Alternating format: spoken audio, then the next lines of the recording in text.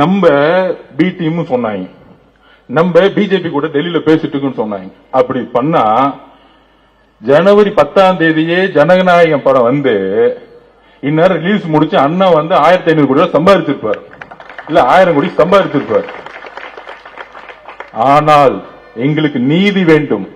இந்த ரம்ஜான் மாதத்திலிருந்து நாங்க சொல்றோம், சிறுபான்மை சகோதரிகளே, முஸ்லிம் சகோதர சகோதரிகளே, கிறிஸ்துவ சகோதர சகோதரிகளே, எங்களுடைய தலைவர் தமிழ்நாட்டின் உறுதியாக மதசார்பற்ற கொள்கையில் உறுதியாக இருந்ததனால்தான் திமுகவுடைய ஸ்டாலின் அவர்களுடைய படம், தன்னுடைய மகனுடைய ரெஜைனுடைய படம், தன்னுடைய பேரன் இன்ப நிதியோட படம் 10ஆம் தேதி ரிலீஸ் செய்யப்பட்டது. இன்னைக்கு வரைக்கும் ஜனநாயகம் முடக்கப்பட்டது. இதை கிறிஸ்தவ சகோதரர்களும் இஸ்லாமிய சகோதரர்களும் உணரணும். இது யாரு பிஜேபி கூட இன்டைரக்டா இருக்காங்கன்னு உணரணும்.